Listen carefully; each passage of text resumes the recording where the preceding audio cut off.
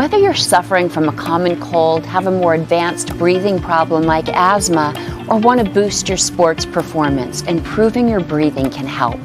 Air Physio is helping people breathe easier.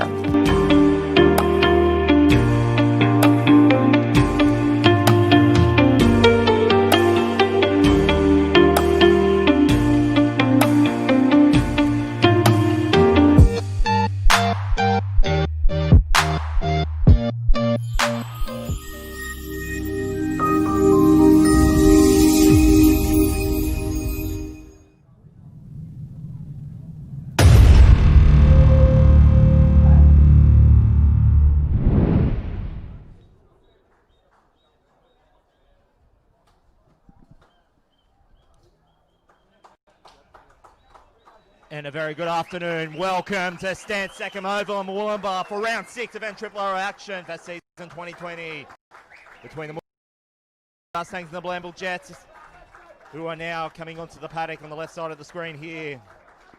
Of course, the NRRRL live stream is proudly sponsored by the Coogin Leagues Club and as well as Air Physio. And a very good afternoon. I'm Dwayne Neville once again on the call for you today. We're back inside the Tweed bubble for what is the final round before a final series. Is certainly a shortened season as due to COVID, as we well know. It was odds on to whether we were going to get through this season or not, but we're one round here before the final series. And once again, I'm joined on the call here by none other than Mickey Coleman, Bilambil Jets legend. Mickey, how's all going today, brother? Dwayne, thank you very much, mate. Absolutely stoked to be here today. We thought the weather was going to be a little bit wetter than it was, the forecast predicted, but there's blue skies everywhere. There's a few little grey clouds, but I don't think it's going to deter the game today, and it's going to be a dry game of football, I think. Yeah. And it was certainly mucky coming in here at about 10 o'clock this morning, but it's certainly cooled down a bit with a bit of an easterly breeze. Though Murwillumbar, if you're unfamiliar, is sort of more inland as opposed to on the coast, but nice little cool breeze coming from the east. And certainly unseasonal weather by September standards, so Mickey. Yeah, well, we're used to playing finals football by about now. The season's sometimes wrapped up by this time of the year, so it's going to be a little warm. It's going to be a little breezy, and I think it'll be a good game of football, depending on which team can take advantage of the conditions. And I think we're in for a really good game of rugby league today. And you can just see there the Bilambil players out on the field about to line up. We are going to have a minute silence for Murwillumbar Mustangs legend Percy Lawson, yeah. He was the stalwart of the Leagues Club, I do believe. So he passed away sadly this week. So as we get the Murwillumbar Mustangs team out, we're going to have a minute silence, and it's always sad. It's very unfortunate to see the people of the game pass away, but at the same time, it's awesome that we can put these things on and remember some of the legends that helped the game happen. So it's Old Boys Day today at Murwillumbar too, so no doubt they'll show the appreciation for that. So that was on the back of your Old Boys Day, for Bilambil Jets Old Boys Day about a week ago as well. Yeah, it's traditionally at Bilambil, it's the last round, the last regular home game of every year is Old Boys Day, so we had to combine a few things actually, because it was a bit sooner than later, the last round of the year with the shortened competition. But it was a good day. Unfortunately, the game ended a little bit early with a badly broken leg to Jamie Wolf, but I know he's at home on the couch watching today with his leg up. So Jamie, speediest of recoveries, and hopefully you're not in too much pain today watching this game. So. And of course, as the mate mentioned on the podcast during the week, of course, Jamie. Hopefully the leg or the ankle has a speedy recovery. As we said, the Murwillumbar Mustangs come out to the paddock. We'll give you the tale of the tape between the two teams. For the Mustangs, no Joe Besgrove today.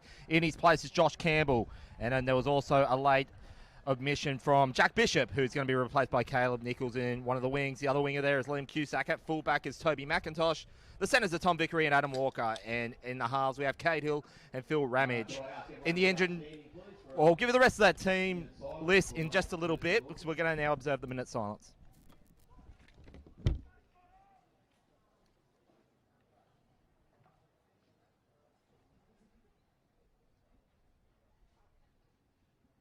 Percy Lawson passed away this week after a short illness. Percy was a life member of Brothers Football Club and Murwillumbar Leagues Club. He was a former player with Brothers. After breaking his shoulder, he joined the committee for 13 years. He was a foundation director of the board of directors of Murwillumbar Leagues Club. Percy's funeral will be held at Murwillumbar Lawn Cemetery on Wednesday at 11 a.m.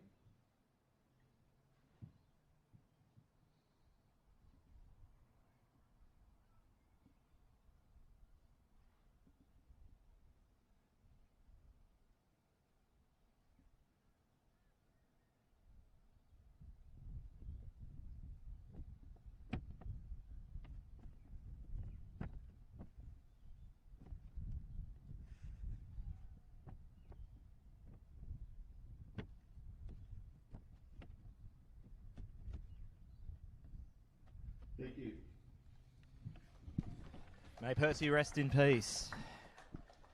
So just going back to this Murwillumbar Mustangs lineup in the forwards in the front row, Dan Turtland, Josh Campbell, as I may mention, the late replacement for Joe Besgrove. Bailey Cox occupies the other position in the front row. Rob Shepparton, Bailey Crompton, who's making a comeback into the starting lineup with Dan Butteretti at lock. Liam Robertson, Jake Vickery, Ryan Foran, and the player to watch, who is Riley Lack, who is another one of those under-16s Northern Rivers Titans representatives who is making a debut this year. So Bilambil, who do we need to know over there, Mickey?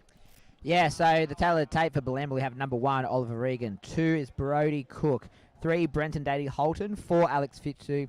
5, Lukey Jager. 6, Khan Rhodes. 7, Thomas Plater. 8, Jacob Hine. 9, Thomas Rolls. 10, Mitch Backman. 11, Drew McCulloch. 12 is Tyson Donnelly. 13, Hayden Hansen.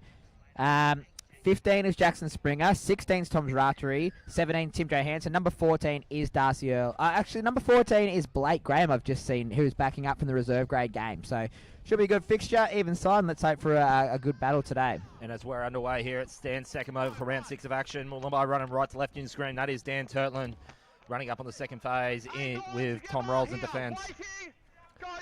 So for the Murwillumbar Mustangs, they went down 18-10 at Cabba 7 days ago, whilst, as we made mention, which came to a premature end because of Jamie Wolf's injury, a 12-all draw, which would have made, I don't think it would have made any difference for the finals for next week. So both teams know their opposition. It's just location still to be determined, Mickey. Yeah, well, if whoever had won last week, I know as a draw is 1 point each, but it would have made today's game less resultful. I think if Murwillumbar win or lose today could go towards whether Murwillumbar have the home final, and the same thing for Coogin and Bilambil. Whoever wins and loses goes towards where the game's going to be played. But next week, either way, it's going to be Murwillumbar versus Tweed Coast, Coogin versus Bilambil. It just depends on where the game's going to be played. And of course, we'll have results of that other match between Coogin and Tweed Coast filter through throughout the afternoon as we get back to live action here. So that's going to be taken up by the captain, Mitch Spackman.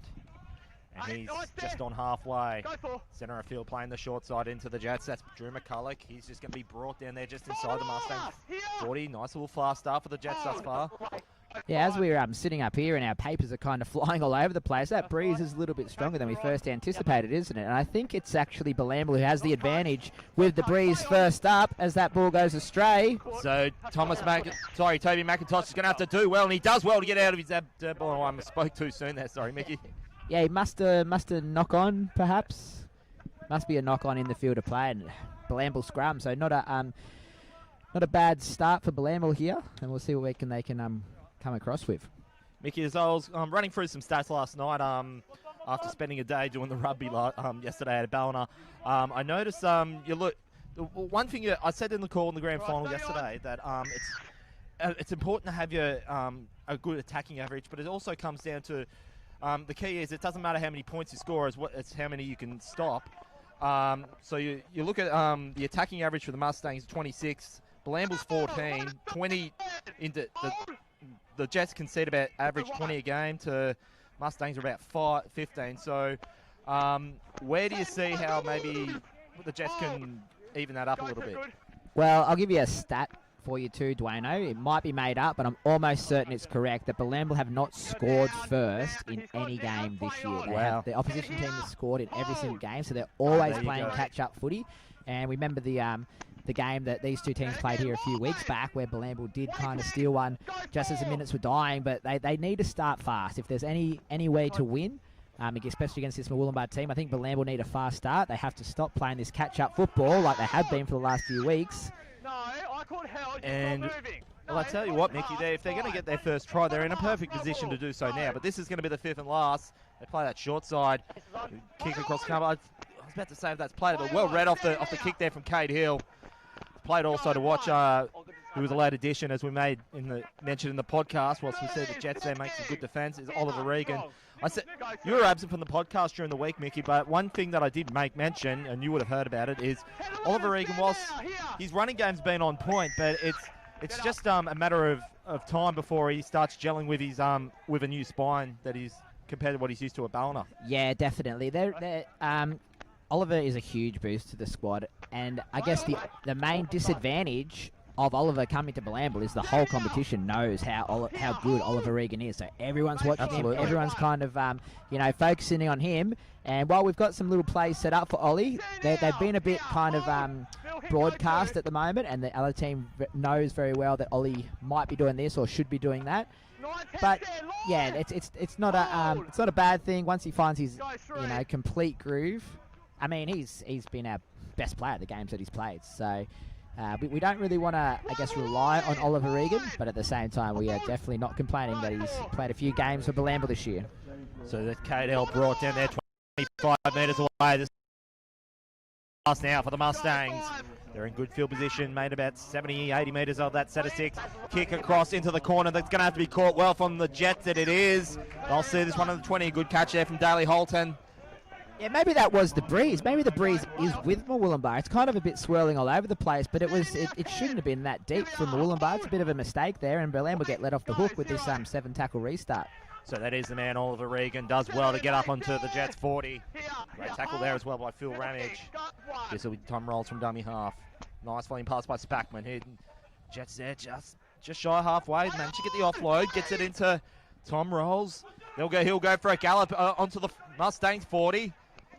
Didn't think about getting an offload on this occasion. So this is now the third phase. This is now going to be Hayden Hansen, the other Ballina Seagulls pick up for the Jets.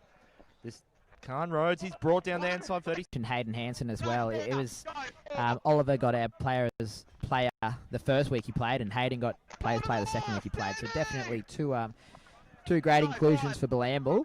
As they're attacking here again once more. So that's Tom Platter, sends it up nice and high. It's going to have to be caught well by McIntosh, but that's going to be collected there from Tyson Donnelly. So Mickey, it's taken all his 6 rounds, including the ones that were null and void before, but Bilambil have finally got their first try in the game. Yeah, first try. We're not playing catch-up football for once. But yeah, very early in the game. Thomas played it with a kind of... there's a bit of a chip bomb kind of thing, so it's good to see. Good to see in the attack, but I was a little bit unsure. I thought Murwillumbar had that one, so they could have diffused that. So they'll be a bit hard on themselves, I think, Murwillumbar there, and they'll definitely be looking to respond straight away. Jets up 4-0 over the Mustangs here at Murwillumbar. So I believe that was Tyson Donnelly that went over there, Mickey. So that, I believe, is his second in the new competition. No, Tyson's actually in the new competition. Yeah, you could be right, because he scored 2 against Murwillumbar this game. You know what? I'm going to say it's his third. I reckon he got a double against another team at Bilambil a few weeks back.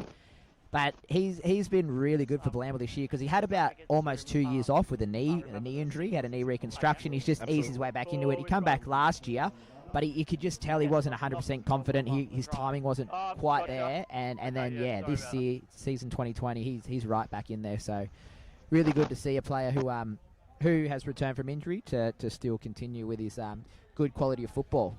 Mickey, I'm actually looking at my notes. That double was against Murwillumbar before, which was pretty much in our glorified trial game. But they all still it all was still played and won, so they all still sort of count. But officially, it's his second. All right, no worries. He's still off the nude run.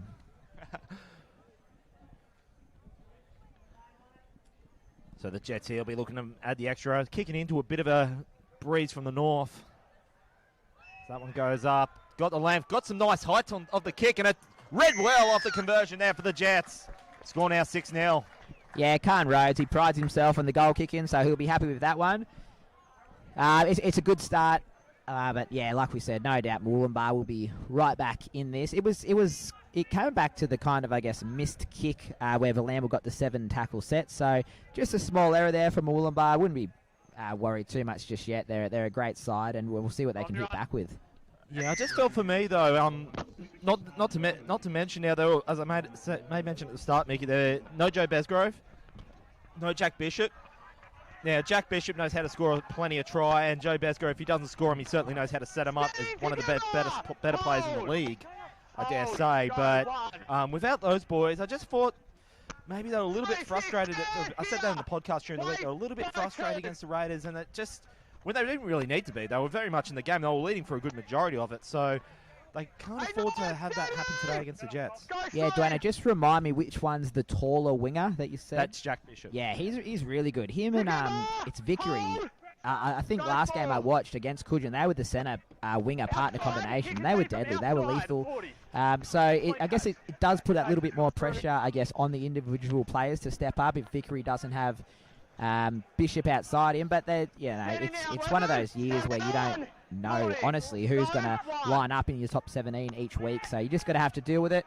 They dropped one against Murwillumbar, but the games before that, they put 30, 40 points on the other team. So they've definitely got the points in them.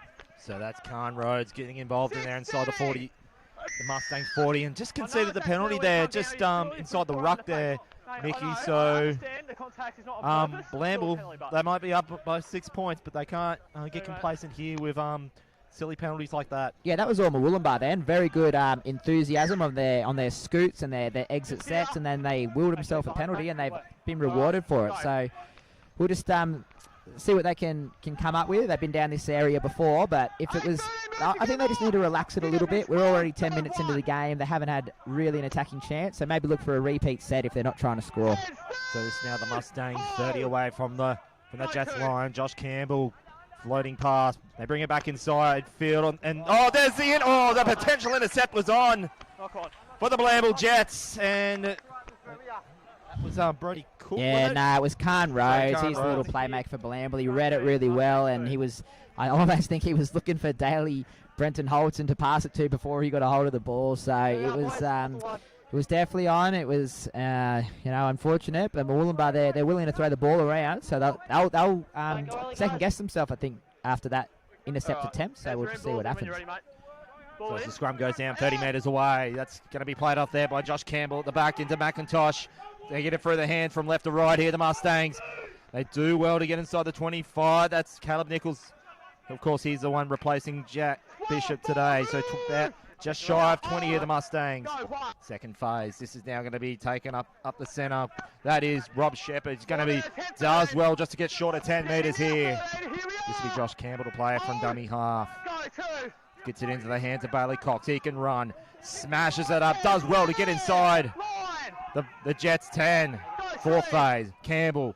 Flick pass back into Ramage. That's kicked across there from Cahill. Well read off the kick there by the Jets. And they're going to be pinned there just inside their own 10 there, Mickey. Yeah, that little grubber kick earlier in the tackle count, it was definitely on. I think it might have got a foot to it by one of the Bilambil players for Alex Fitzhugh to clean it up. So the chance to hand them Murwillumbar, it was definitely a worthy play, and they'll be looking to kind of keep them jammed down this way. So yeah, if I'm a Murwillumbar, I'm still looking to go to that right-hand side. Vickery out in the centres there. He's one of my favourite players to watch from the replays that we see. As looks like Brody Cook is down for a little bit. But yeah, Vickery's speed, and he's so elusive. He's definitely going to be one to watch. And yeah, I don't envy Alex Fitzhugh defending against him today out there. Now, Mickey, as we see injury down there, so. I do believe it's Brody Cook. Brody Cook, yeah. So I mean, obviously I said this in the podcast the other day. Injuries are coming. I mean, being a contact sport, they're to be expected. But I mean, unfortunately, seeing a lot more injuries as of late. And of course, I made mention in the rugby yesterday, and she's a dual player rugby in league. Daisy Gordon. Daisy Gordon. Of course, I hear she's. I heard on the news yesterday her injuries are stable up at the GC hospital, of course. That's good, then. And hopefully she has a decent, speedy recovery, because that was a nasty injury what we saw out there at Ballina yesterday. So, of course, thoughts and prayers to Daisy Gordon and anyone. But do you think it's now we're in the later season and it's getting a bit warmer? You think that maybe those little niggling injuries are a bit more bit more common. Yeah, I did. I remember reading a news article earlier in the whole COVID thing, and they did say once season starts again, there's going to be more injuries. And in my head, I was thinking, yeah, well, that's a bit of an obvious statement to make because they've just had months off and this and that. But yeah, we have seen a lot of it, and I think it's too coincidental to think that it doesn't have something to do with that time off. I mean, you work your body up in the off season to take these hits and knocks. Then you're prepared to play. Then if you have a few weeks, it was almost months off in some of the codes. Absolutely. And yeah, just to come back, but everyone's a bit more aggressive and enthusiastic. So it's just one of the unfortunate things that comes with rugby league and rugby union and sports in general. So Adam Walker just getting smashed into this turf. Well read in defence there from Hayden Hanson. So Cade Hill gets the offload, and they're just going to be pinned there just shy of 50 metres. Josh Campbell plays the short side, gets it into the hands of Cade Hill. And that's going to be Rob Shepherd. He's pinned down just about a couple of metres inside, about 40 metres away from the Jets line. Nice floating pass into the hands. That's Dan Butterini. He's going to be brought down there just 30 away. Jets holding, standing fast in defence. So this will be the last. This is Josh Campbell, short side. Nice little kick over the head there. The chasers are on for the Mustangs. Going to get a hand to it. And I think there could have been a knock on somewhere amongst that there, Mickey. Yeah, looking at the referee, might have said knock on Murwillumbar, and I think it's Bilambil ball. So a little fortunate there. It was a great little kick, very clever. It wasn't deep, it wasn't short. It was placed perfectly. Got the winger and the fullback out of position. But yeah, it's definitely good signs there from the Mustangs. They're still attacking. The ball's been down this end of the field for the last 5 minutes or so. As we, the time, it's kind of sneaking away from me personally. There's only 5 more minutes left in the first quarter, so it's been a good back and forth tussle, and I think I do think kicks are really going to come into play today. We saw Bilambil score a try off the first kick, and Khan's kick 40-20 attempt, bad bounce. Nice long kick there from the Jets, pinning the Mustangs back deep inside their own field, side of field. So that's McIntosh pinned there by Brody Cook. He's about 5 metres inside 10 out from his own line. That's Liam Cusack. If the tries are going to come today, you think he'll feature Liam Cusack. He was the top try scorer in last year's competition. He's already scored no less than 5 this season. So I think if Mustangs are going to get the 2 points today, Mickey, he's going to feature. So yeah, I watched Coogin versus Murwillumbar the other week, and I'm fairly certain he scored 1, maybe even 2 tries. And you just know that the teams who use the ball well, as we see a perfect example here, as Cusack coming across. Oh, and he's just been brought there by Brody Cook. They managed to get the offload away, but the referee's called somewhere amongst that a knock on.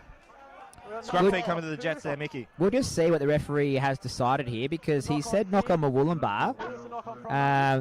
He's called the scrum feed to the Jets. Yeah, he has. So it must have been perhaps just the pass not getting away there, but right on cue, Liam Cusack, perfect break down the sideline, running it on the ladder in the tackle count when they're expecting a kick.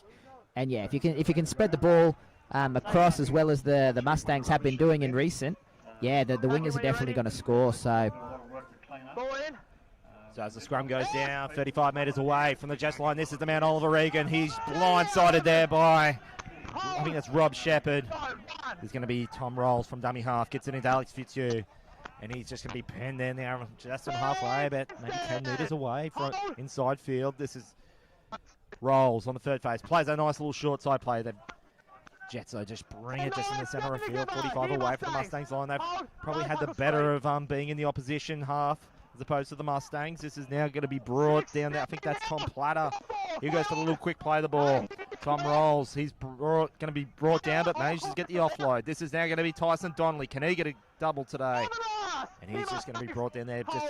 He's just about 20, just a couple of metres inside field. This is the fifth and last. I thought about maybe going for the kick now. It comes over the heads. Nice long kick into the corner.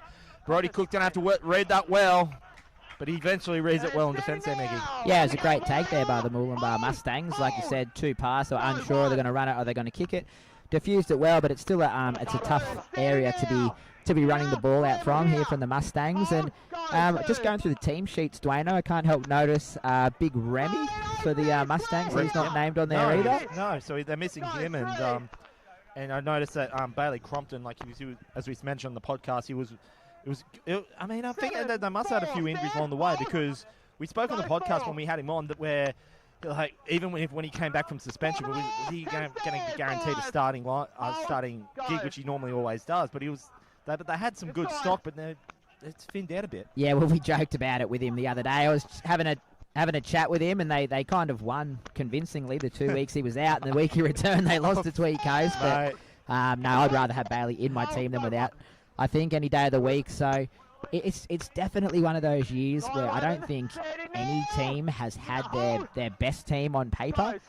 But, you know, it just makes depth that much more important, and it just means whichever 17 is required to play on the day, they're just going to have to step up and put a good performance in.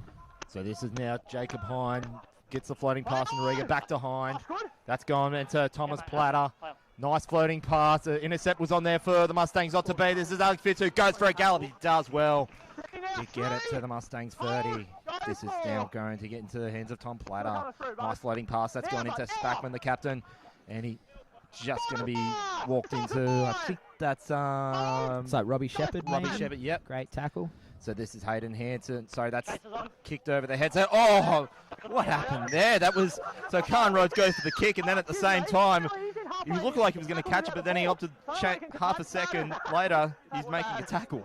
Yeah, I think Khan chipped and chased, and the ref has said that Khan has tackled the Murwillumbar player before he caught the ball, and then I think someone got marched 10 metres for arguing as well. So it was a great take by Bailey Crompton. He was, looked like he was playing basketball there for a little bit. He managed to get the ball, but it must have been just before he caught it. So the penalty's been awarded to Murwillumbar. And it's, as we're just about to finish the first quarter here, it's like, as I said, he caught in two minds. Like, his first intention was to obviously catch his own kick, but then half a second later, it's like, well, I can't catch it. I'm going to make the tackle. So it was like, whoa. Yeah, well, you don't need me to tell you that Khan Rhodes is not the tallest player out there on the field, so he might not have been able to grab that one. But it was a disappointing finish to the end of that set. At the end of the day, Murwillumbar got back-to-back penalties, and they'll, after this quarter break, will be kicking it out, and they're very much well on the attack again. So it's been a very tit-for-tat, back-and-forth game, very entertaining. And as the first quarter ends, Bilambil 6, Mustangs yet to score. And I guess if you're going to concede the penalty there, Mickey, it's better to do it when you're right before a break, so at least you can swig down the water and get your line set, and as opposed to just letting the Mustangs play quick. So and I think that's how, like, when looking after the rugby yesterday out of Ballina, that's where I think where Lennox were doing better than Wollongbar, for example. Like Lennox, when they got their penalties, they were quick off the mark, and Wollongbar couldn't get off their mark as quick as they'd like. And I think that really shows in the recipe in a game of footy. Well, the first 20 minutes of this game, it's been very quick. There hasn't been too many errors. There's been a lot of penalties and a couple of scrums for out, but there hasn't been too many errors. So, yeah, if we can, I think whichever team gets a good bit of a momentum roll on, like you said, will definitely benefit. Everyone was kind of expecting the rain to come a bit heavier than it has, but it's blue skies now, and it's going to be very hot out there for the players. So, yeah, slow it down if you're in defence, and speed it up if you're in attack, I reckon. Yeah, and it's normally like September is it's very unseasonal when it comes to wet